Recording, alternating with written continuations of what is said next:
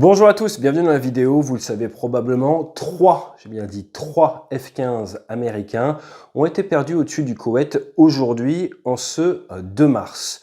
Alors, comment est-ce que c'est possible? Tout simplement, c'est le fameux tir fratricide.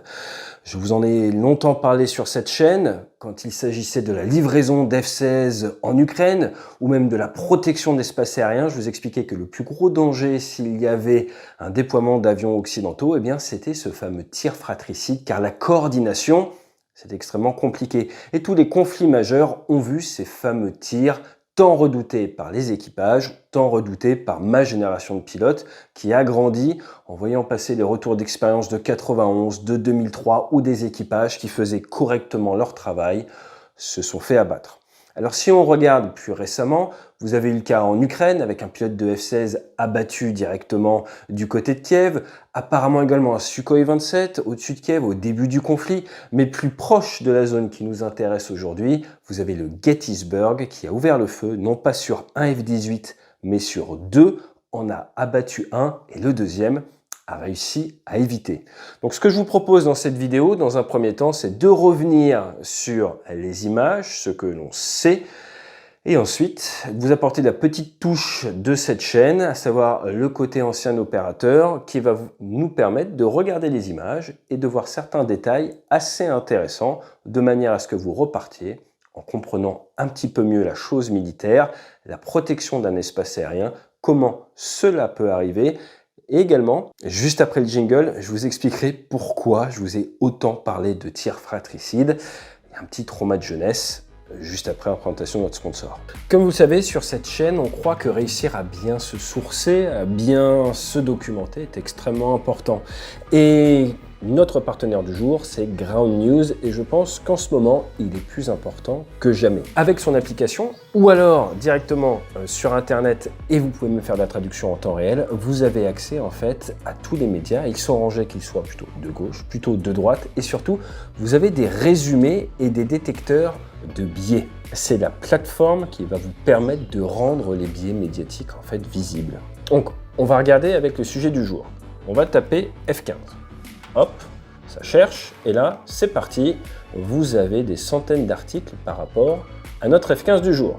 Ça a été publié il y a 7 heures, mise à jour il y a 52 minutes, et vous avez une information qui soit nous vient des médias plutôt de gauche, soit nous vient plutôt de droite, et très intéressant, si vous ne voulez pas y passer des heures, la comparaison de biais. Et là, on voit que les médias de gauche mettent l'accent sur les termes flamboyants, tourbillon, effondrement. Ils présentent l'incident de Tirami comme une guerre contre l'Iran qui s'intensifie, alors que les médias de droite, eux, insistent sur le statut de l'équipage, sain et sauf, qu'ils estiment que c'est une erreur qui vient d'un allié, mais ils utilisent quand même un langage alarmiste comme spirale de guerre contre l'Iran, paranoïa, anxiété. Tout le monde est d'accord pour dire que les 3 F-15 américains ont vu leurs 6 membres d'équipage avoir la vie sauve. Vous avez 235 articles et même des podcasts de manière à y voir un peu plus clair. Et avant de cliquer, vous voyez plutôt où penche et surtout qui possède de médias. Maintenant, la chose que j'adore chez Ground News, c'est ce qu'on appelle dans l'aviation de chasse la menace que tu ne vois pas qui te tue, c'est blind spot, l'angle mort. Vous cliquez dessus et ça vous permet de voir ce que la gauche ne couvre pas du tout, ce que la droite ne couvre pas du tout, avec le pourcentage, c'est assez intéressant. Vous le savez, moi je suis franco-canadien, et l'Inde et le Canada conviennent de renforcer leur partenariat économique. Ça, la droite en parle très peu, et la gauche beaucoup plus. Ou alors des cellules dormantes terroristes basées aux États-Unis pourraient intensifier leurs actions après l'attaque contre l'Iran. Là, c'est la droite qui en parle, et 0% pour la gauche. Comme je vous l'ai dit, grâce à la navigation directement sur Internet, comme ça, vous pouvez faire la traduction en instantané. Vous avez accès à toute cette presse dans votre langue native. C'est quand même absolument génial. Et si vous voulez tester, on vous met le lien juste en dessous. 40% de réduction sur le plan que moi, personnellement, j'utilise, le Vantage Plan. Donc, je pense honnêtement que c'est le meilleur moyen pour garder la conscience de la situation avec la densité d'articles qui sortent actuellement en fonction du sujet qui vous intéresse. Allez, on va cliquer sur frappe aérienne et là, vous avez tout le résumé, accès à 3500 articles. Génial.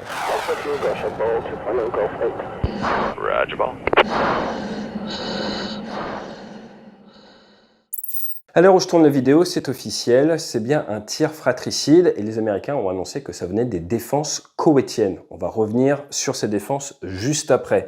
Ce que l'on sait, c'est que oui, le Koweït a récemment été attaqué, on va regarder les images satellites, et que les défenses du Koweït ont cru du coup eh bien, que c'était soit des drones, soit des missiles de croisière, soit des missiles balistiques, et ont ouvert le feu sur ces F-15 équipé de 2 membres d'équipage, en place avant le pilote, en place arrière le WISO, le Weapon System Officer, qu'on appelle en France le navigateur officier système d'armes, et heureusement, et il y a des choses à débriefer, leur éjection s'est bien passée et il y a donc 6 nouveaux membres au club des pilotes éjectés. Alors, petit point, petite pause dans la vidéo.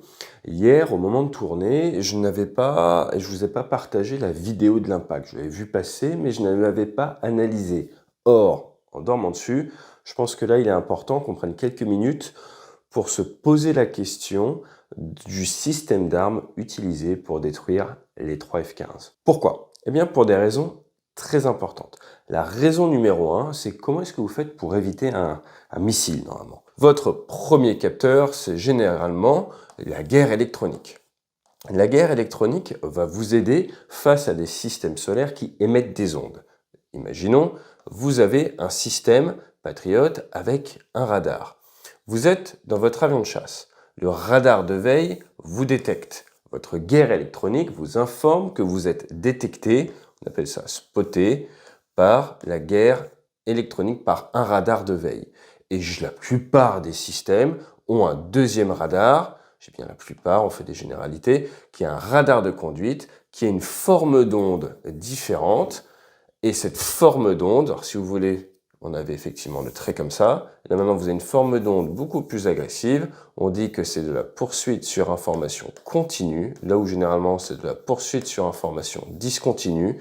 La veille balaye, la poursuite focalise sur vous et va après guider le missile. Et donc ça vous permet de savoir que là, que vous êtes spike et donc qu'il y a une conduite de tir accrochée sur vous. Et à ce moment-là, vous allez pouvoir leurrer, vous allez pouvoir manœuvrer, vous allez pouvoir faire votre brouillage. Tout cela dépend de ce qu'on appelle votre bibliothèque, la BIB-GE, la bibliothèque guerre électronique qui est préparée par des spécialistes.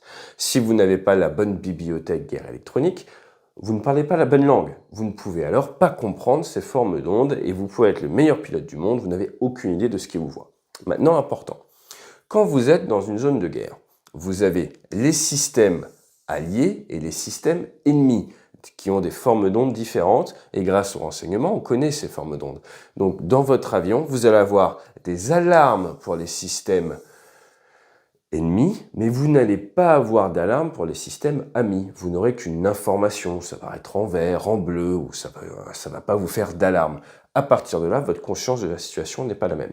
Maintenant, petit point remarquable, tout dépend de la BIB-GE. J'ai personnellement été au combat en Irak, c'était il y a bientôt une dizaine d'années. Certains systèmes alliés sortaient en rouge. Donc quand on commence à parler de guerre électronique, des fois, et c'est le danger, pour plein de raisons, des fois on a des systèmes qui ne devraient pas être en rouge, qui sont en rouge, qui peuvent vous amener à avoir une certaine accoutumance à des alarmes dans le cockpit. Et ça, c'est un sujet assez complexe, c'est pas trop pour YouTube. Une fois qu'on a vu la guerre électronique, après derrière, vous avez le nerf de la guerre, vos yeux. Et oui, les yeux. Et là, nous avons 6 F-15E, ça nous fait donc un total de, un des mathématiques en public, 12 yeux différents pour essayer de détecter la menace. Pourquoi je vous dis ça? On entend beaucoup parler qu'il s'agirait d'une frappe de patriote. Le patriote, il va partir et son missile va brûler. Son missile va avoir sa phase de propulsion. J'ai demandé à la source ouverte ce matin, à l'IA, et l'IA me dit que fonction des versions, source IA ouverte, 8 à 12 secondes de combustion. Je vais leur demander à l'IA quelle distance est-ce que le missile parcourt d'après toi durant cette phase de combustion, et il me dit environ 8 à 12 km. Très bien, pourquoi ça m'intéresse? Parce que les F-15 auraient été détruits, en tout cas pour un, aux alentours des 10 km de la base. Et nous sommes le lendemain matin, je suis sorti de mon lit tôt justement parce que ça me travaillait pour vérifier si des nouvelles images étaient sorties, sur des traînées dans le ciel des patriotes. Or, Il y avait du monde pour filmer, on va le voir, l'interception de l'avion. Il n'y avait personne pour nous filmer une traînée dans le ciel de 8 à 12 km, qui n'est pas la traînée habituelle que l'on voit contre les missiles balistiques. Je m'explique. Quand les missiles Patriot partent contre les missiles balistiques, ils partent vers le haut, comme ça, pour venir chercher des missiles balistiques qui arrivent d'extrêmement haut. Vous avez donc un angle ici qui est très fort. D'ailleurs, si le missile balistique évolue, on a tous vu ces images des premiers jours, c'est assez impressionnant. On a 2 patriotes qui loupe la cible, et ensuite derrière un troisième qui est tiré, et encore une fois, ça ne permet pas de faire but. Pourquoi? Parce que la cible arrive avec beaucoup d'énergie, c'est très dur à intercepter. Maintenant, si vous voulez détruire un drone ou un avion qui lui est plutôt, comme on voit dans les images, à moyenne altitude, eh bien votre angle ne sera pas du tout le même, et ça va forcément attirer l'attention des gens, puisque maintenant cet angle n'est pas le même. La traînée pendant 12 secondes est très visible à basse altitude. Honnêtement, je pense qu'à J+1, nous aurions des images. Ensuite, quand on essaye d'étudier un petit peu, vous l'avez vu avec nos comptes rendus sur les accidents d'avion, en 3, pour essayer de mieux comprendre, il faut toujours regarder l'histoire. L'histoire avec un grand H. Or, le Patriote, on a beaucoup parlé sur cette chaîne, a déjà abattu des avions de chasse au combat. Il a abattu du Tornado, il a abattu du F-18. Et dans les deux cas, les équipages n'ont pas survécu. Là, on va revenir dessus, nous avons 100% des équipages qui ont survécu. Et dans mon analyse de hier, eh bien, j'estimais que ça veut probablement dire que soit l'avion a un énorme taux de survivabilité parce qu'il est gros, mais on a quand même du Tornado, du F-18 qui ont déjà été touchés à part du Patriot, soit, eh bien, ça peut amener à se questionner sur la charge militaire. Et là, je m'explique. Quand vous voulez abattre un avion, vous avez différents types de missiles. Vous avez les gros missiles, comme ceux du Patriot, comme le SM-2, avec une charge militaire, parfois en centaines de kilos. Quand ça arrive, ça va faire plein de morceaux, et là, vous avez un taux de létalité, j'aime pas les certitudes, mais qui est proche du 100% pour ce que l'on voit à l'heure actuelle et ce que l'histoire nous dit. Ensuite, vous avez des missiles plus petits. Donc là, avec ça, on peut faire de la protection de zone, ça va très très loin. Les missiles plus petits vont nous permettre de faire des protections plus rapprochées, et on va avoir une charge militaire en quelques dizaines de kilos. Et après, vous allez avoir les petits missiles. Les petits missiles, par exemple, moi j'ai tiré du Magic 2. Magic 2, on a quelques kilos de charge militaire. Donc là, on est en centaines de kilos. Là, vous êtes, allez, on va dire en dizaines de kilos, et là, vous êtes en kilos. Forcément, au moment de l'impact, alors un avion n'aime pas le moindre petit souci. C'est pour ça qu'à la vitesse à laquelle il vole, le moindre dégât peut l'amener à se détruire. Mais la survivabilité du pilote va dépendre, grosso modo, de 2 choses. La première, c'est cette charge militaire. La deuxième, accrochez-vous bien, c'est là où le missile va impacter ce qu'il vise. Vous prenez par exemple les missiles israéliens Python, ils m'ont toujours fait peur quand j'étais opérationnel et officier tactique, j'ai découvert ça. Pourquoi? Parce qu'ils ont un mix d'infrarouge pour certains, donc ils vont se guider sur la chaleur de votre moteur, mais accrochez-vous bien, ils ont rajouté de l'électro-optique de la caméra. Pourquoi? Pour éviter les leurres que vous pourriez envoyer, des leurres infrarouges, et pour viser le cockpit en phase finale d'interception et venir taper le cockpit. Mesquin le Python. Donc si on en revient à nos petits, vous avez du gros missile, du petit missile. Maintenant, que va-t-il viser? Quand vous avez le gros missile, il vise un peu ce qu'il veut, ce qu'il peut, mais surtout il va envoyer beaucoup de particules et ça va faire très mal. Si vous avez un missile infrarouge, il va plutôt venir chercher la source de chaleur, donc l'arrière du chasseur. Et là, si en plus c'est de l'infrarouge, c'est généralement des charges militaires plus petites, vous allez avoir un taux de survivabilité qui est plus grand. Maintenant, regardons les images. Nous avons le F-15 en vol, paf, explosion, explosion qui n'est pas gigantesque, et ça part hors de contrôle. Est-ce que ça ressemble à l'impact d'un missile de plusieurs centaines de kilos? Alors vous connaissez ma manière de traiter l'information, c'est possible, c'est probable, ou c'est certain. Allez, dites-moi dans les commentaires, on va se les remettre. À votre avis, on a affaire à quoi comme charge militaire là? Regardez, paf, ça explose, derrière, ça part hors de contrôle. Eh bien moi j'ai envie de vous dire, et ça ne regarde que moi, et je ne suis pas expert en weaponry, mais je suis habitué à étudier les accidents aériens, et puis la chose militaire m'a occupé pendant quelques années, avec toutes les réserves. J'ai envie de vous dire qu'on ne peut pas avoir de certitude, mais l'enquête en aura, que c'est probable qu'on en soit sur une charge militaire de quelques kilos. j'ai envie de vous dire, quelques kilos ou dizaines de kilos maximum. Et parce que je n'aime pas me fermer les portes, du Patriot, c'est possible parce que j'ai conscience qu'on ne sait pas ce qu'on ne sait pas, au sens où on ne voit pas tout et là c'est 1 sur les 3 avions.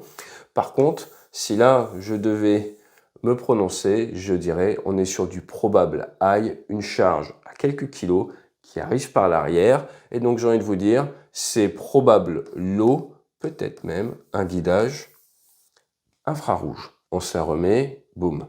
Maintenant, ce que je ne comprends pas, il fait grand beau, vous avez des avions qui sont à moyenne altitude, qui communiquent entre eux, des équipages qui regardent. Si, imaginez, vous êtes en patrouille, parce que les avions de chasse ne volent jamais seuls, avec un aéronef qui vole comme ça, soit les autres, et là on le voit, il est tout seul, sont dans une formation peut-être comme ça, une formation d'attaque classique de retour. Mais si vous revenez vers le terrain, généralement, vous allez plutôt être dans une formation proche de votre collègue. Or, dans les images que l'on voit, ils ne sont pas les uns à côté des autres.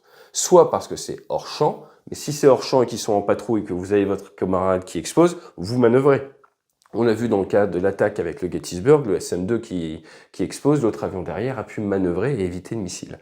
Donc c'est possible que chacun soit séparé, dissocié, soit parce qu'ils sont en train de travailler chacun individuellement pour essayer de contrer des menaces drones, soit parce qu'ils sont sur un retour simple. Et pourquoi ils pourraient être sur un retour simple? Parce que toutes les doctrines et les tactiques que je connais, que j'ai pratiquées, sont plutôt des doctrines contre une menace aérienne. Là, si on est contre une menace drone, ça fait sens de se séparer et de travailler plutôt individuellement. Donc d'avoir moins ce qu'on appelle de cohésion de patrouille. Et donc c'est possible que vous avez un avion qui se fait abattre dans un coin, l'autre de l'autre, parce que vous n'êtes pas juste à côté, vous ne le voyez pas de suite, et si vous êtes engagé dans un laps de temps très court, il est possible de ne pas le savoir. Voilà, c'était le petit update que je voulais vous faire par rapport à la vidéo que j'ai tournée hier. On y retourne. Ce que l'on sait également, c'est que des enquêtes vont avoir lieu, et il faut, car là, à l'instant T sur la base, c'est une grosse crise de la confiance entre les Américains et leurs alliés. Alors,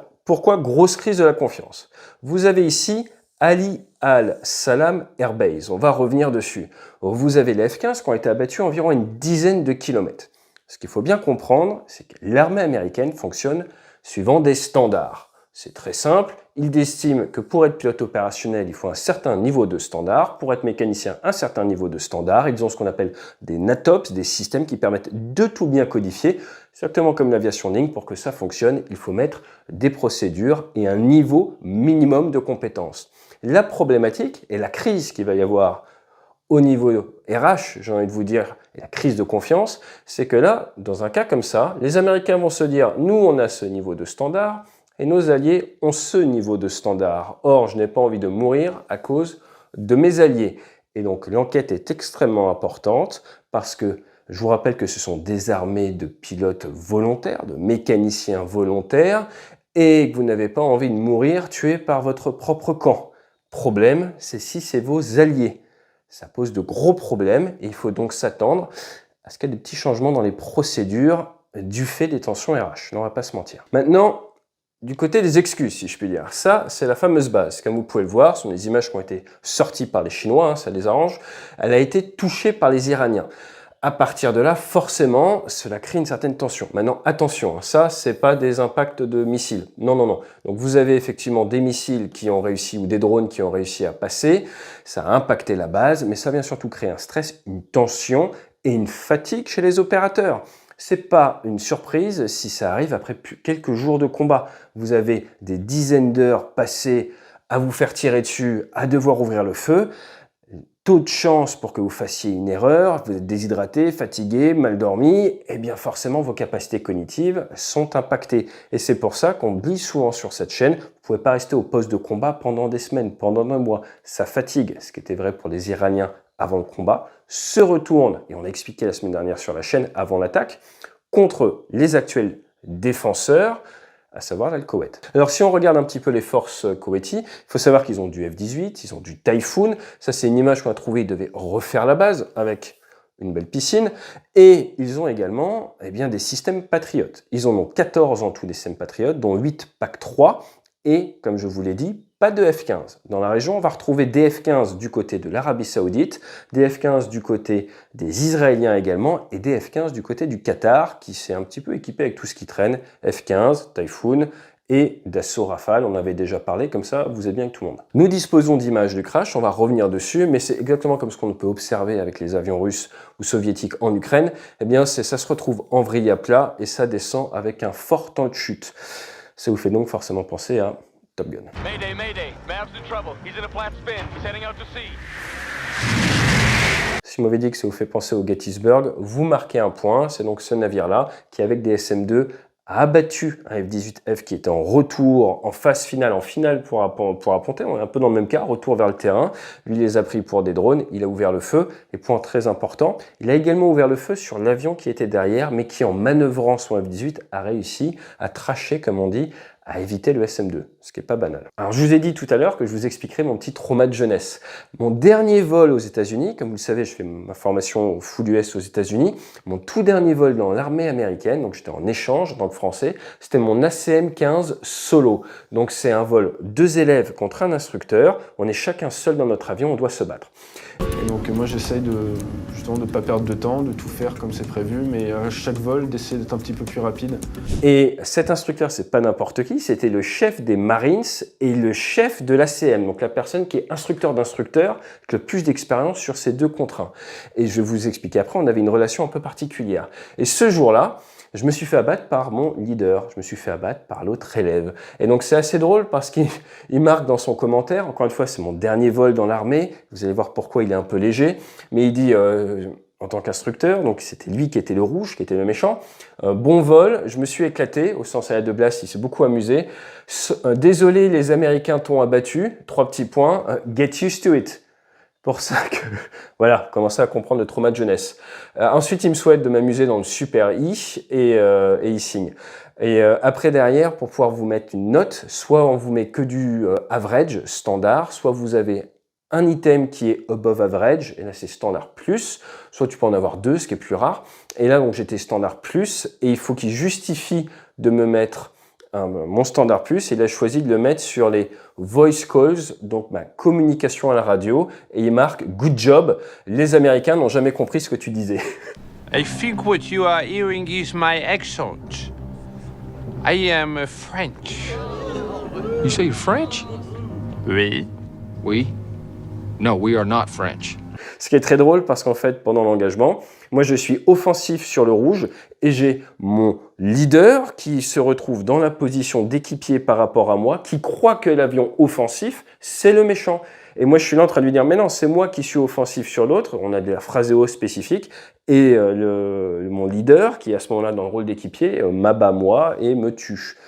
Ce qui est pas top. Hein. Donc quand je vous dis on peut mourir en ayant raison, je l'ai vécu à l'entraînement, ça me fait rire, mais c'est parce qu'il n'y a pas eu de mort dans cette histoire-là au Koweït, mais c'est quand même tragique et vous voyez que très jeune, on peut être sensibilisé à ce genre de problème. Maintenant, pourquoi est-ce que cet instructeur s'est permis un petit peu cette légèreté? Comme je vous l'ai dit, quelques jours avant, on avait volé ensemble sur mon ACM-10 solo, et il m'a tout simplement noté comme étant le meilleur vol d'ACM qu'il ait fait de sa carrière avec un élève. Ça s'était très très bien passé et on a eu beaucoup de respect professionnel mutuel. Donc c'est pour ça qu'il y a eu ce côté un peu léger qui est pas sinon classique là-dedans. Maintenant, autre point, plus tard alors que j'étais chef de patrouille sur un Rafale et OUO, comme vous le savez, j'étais officier d'utilisation opérationnelle, qu'un de mes métiers à la fin de ma carrière, c'était d'aller expliquer le retour d'expérience des opérationnels aux industriels. Ma première conférence, c'était chez Dassault. Ma deuxième avec Safran. C'est d'ailleurs des gens de Safran qui m'ont poussé à faire ça derrière à mon compte. Maintenant, c'est ce qu'on fait, c'est mon activité principale. Eh bien, très important de noter qu'alors que je faisais un vol d'instruction pour un pilote très capé, avec de l'expérience sur Super Étendard, de l'expérience sur F-18, qui passait sur Rafale, alors que c'était un vol assez simple de 2 contre 2, il m'a abattu, alors qu'on était en Rafale. Et il m'a abattu fictivement, donc ce fameux Blue on Blue, et donc même à bord d'un Rafale, avec tous les systèmes, on a un interrogateur IFF.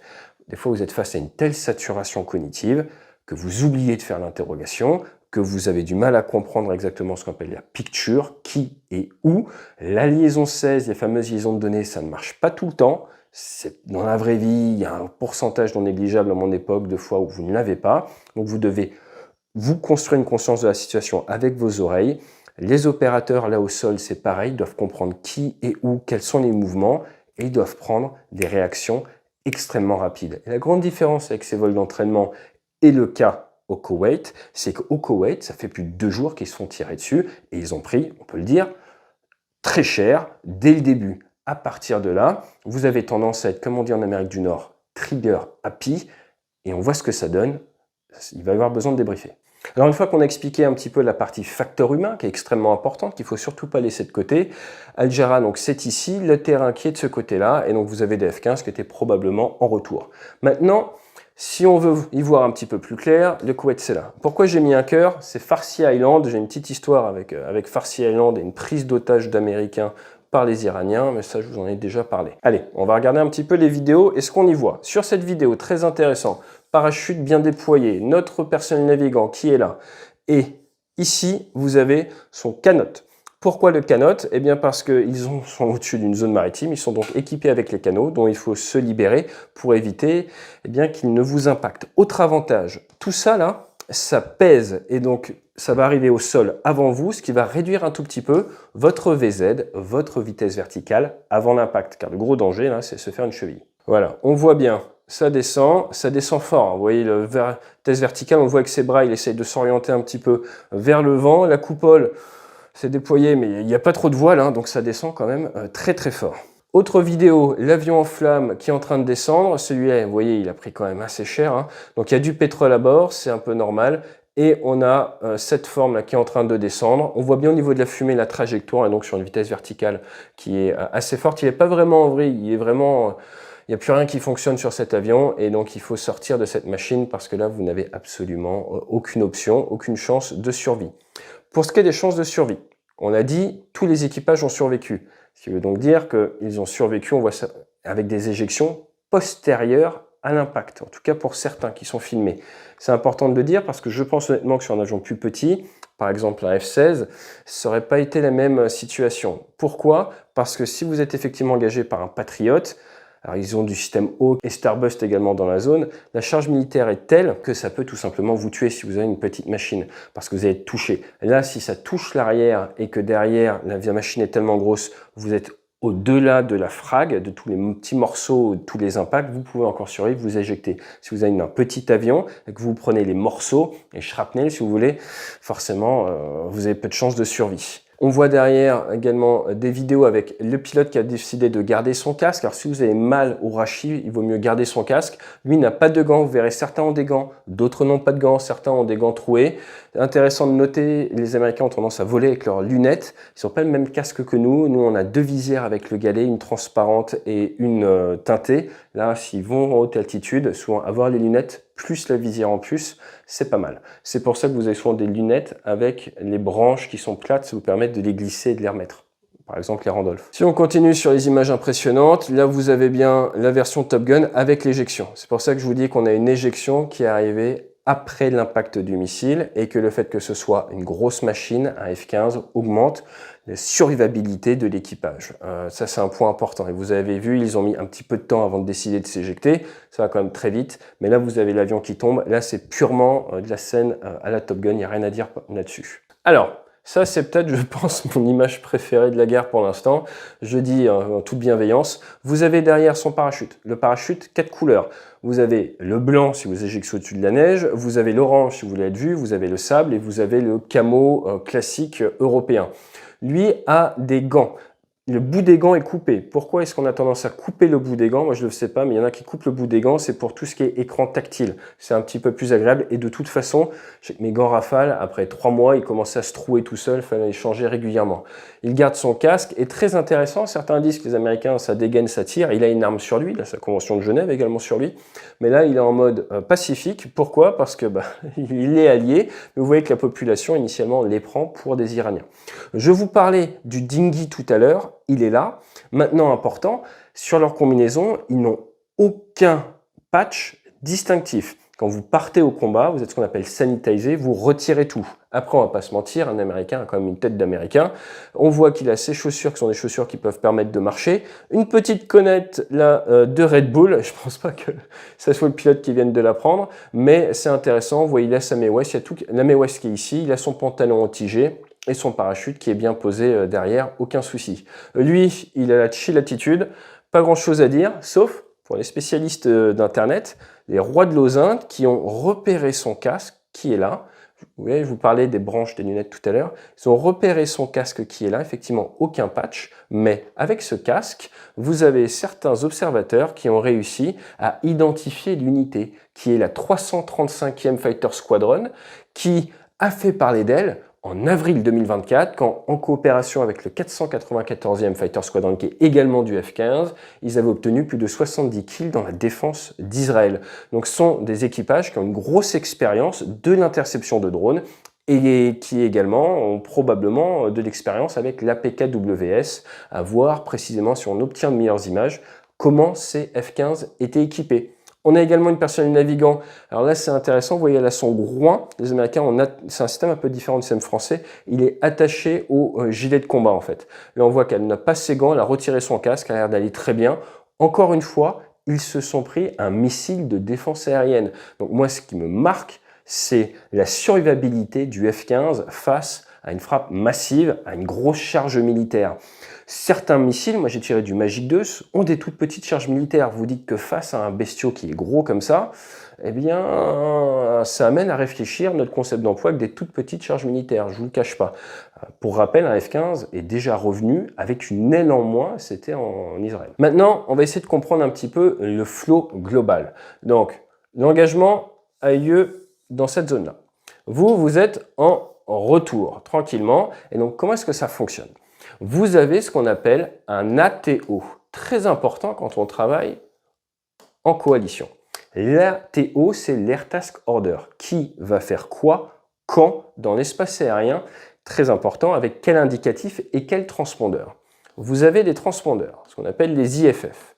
Pour faire très simple, vous avez les IFF qu'on peut retrouver dans l'aviation ligne, par exemple, squawké, affiché 32, je sais pas, 32-40, très bien. Quand vous avez une panne, grosse panne, vous mettez 77-00. Ça, c'est le mode classique que tout le monde connaît. Vous avez également des IFF militaires, ce qu'on appelle le mode 4, et vous avez également d'autres modes qui peuvent donner votre type d'avion et votre mission, voire le mode du jour. Donc, il y a une multitude d'autres systèmes embarqués qui fonctionnent en fait de manière passive pour la plupart. Je t'interroge IFF et ça me dit est-ce que tu as le bon mode 4 ou pas?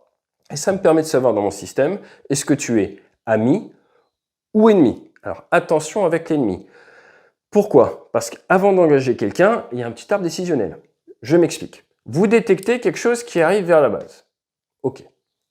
Alors là, je ne vous fais pas exactement les procédures, de toute façon, je ne les connais pas. Mais pour faire simple, d'abord, il faut détecter. Une fois qu'on a détecté, on a un contact. Il faut essayer, donc on a détecté, on va essayer d'identifier.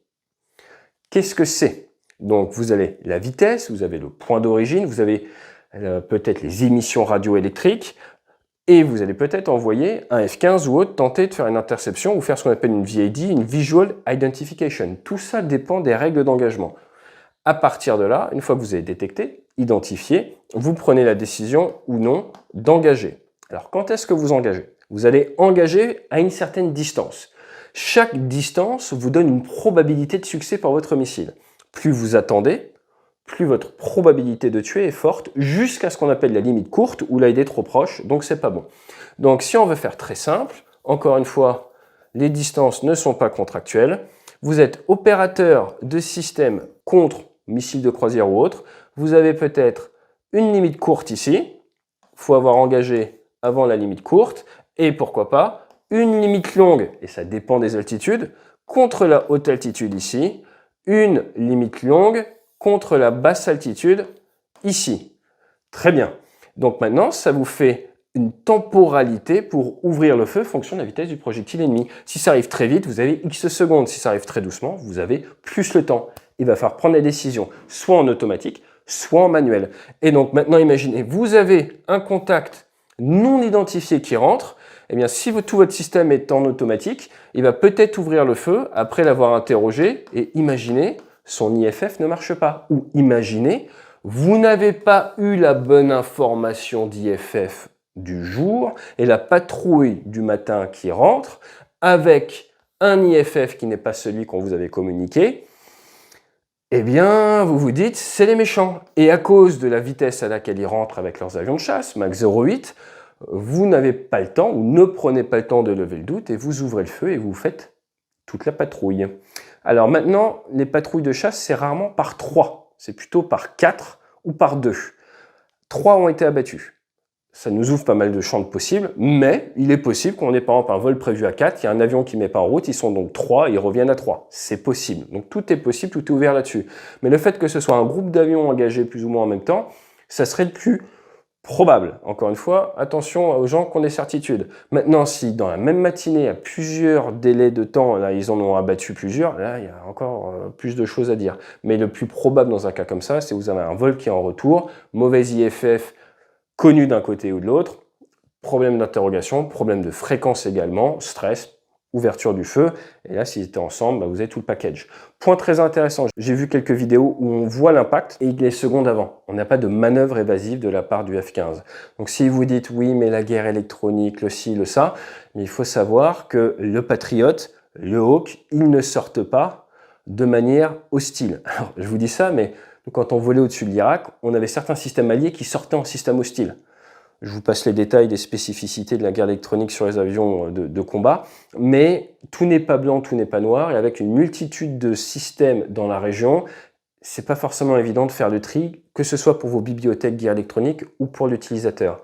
Mais face à un patriote, il y a peu de chances que l'opérateur soit à l'armée, en fait, s'il y a un patriote qui vient dessus, il va l'avoir dans sa guerre électronique, mais ça va vous dire, c'est normal, tu es détecté par des ondes de patriote, tout va bien.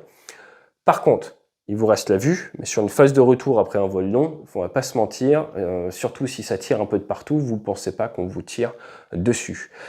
Autre point intéressant, normalement, vous avez une fréquence de garde, 243,0, ce qu'on appelle garde, qui est vraiment la fréquence, s'il y a un doute, on se parle dessus.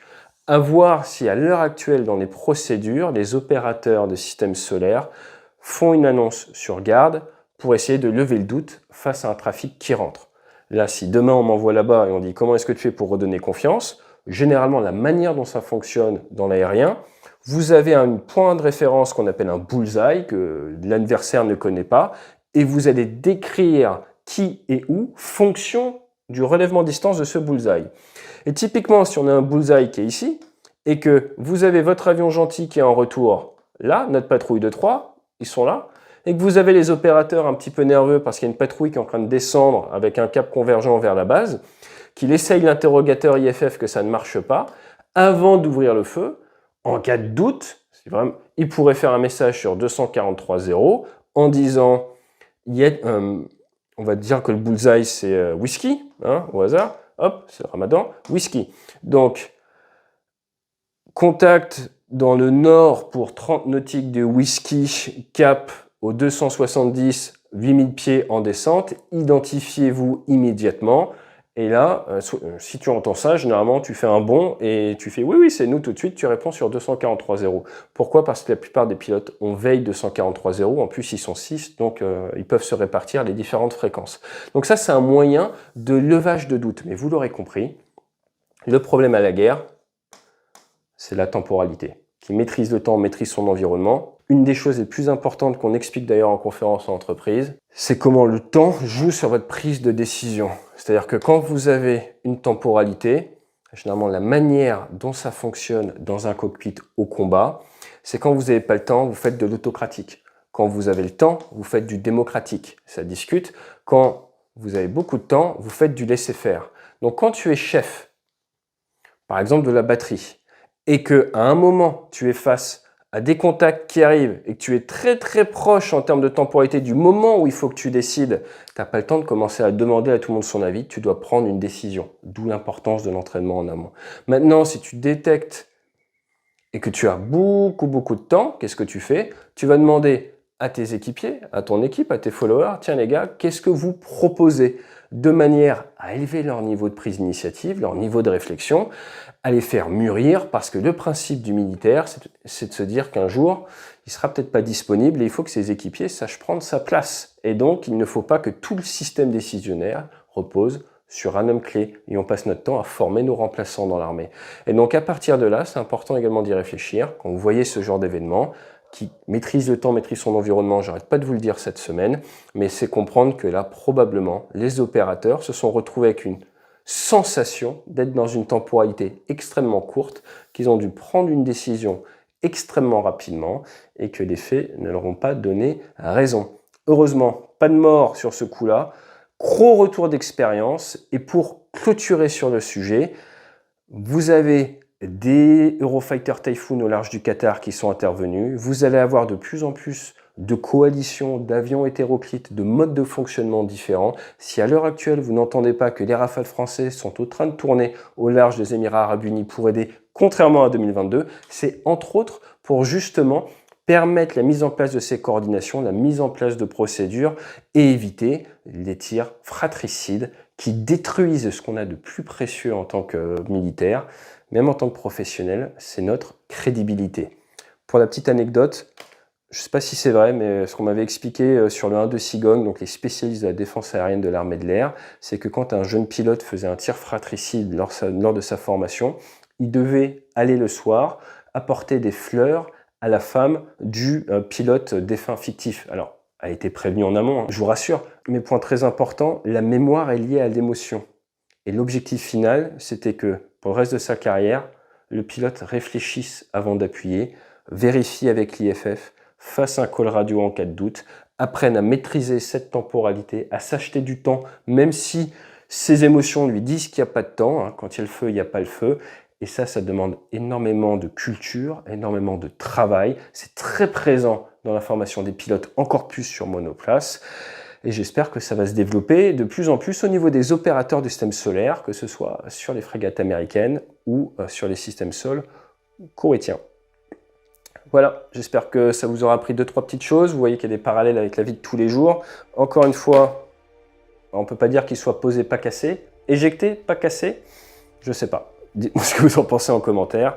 A très vite, n'hésitez pas à vous abonner. Si vous avez des questions spécifiques, des angles que vous aimeriez qu'on couvre pour vous aider à mieux comprendre ce qui se passe, hein, la fameuse conscience de la situation, n'hésitez pas. Et puis sinon, moi, je pars dans l'avion pour changer. Je reste en Europe pour aller faire des conférences. N'hésitez pas à nous contacter, il nous reste des créneaux également et quelques places pour le stage en mai à Osgore. Fly safe. On ne peut pas tromper une fois 1000 personnes, mais on peut tromper une fois 1000 personnes.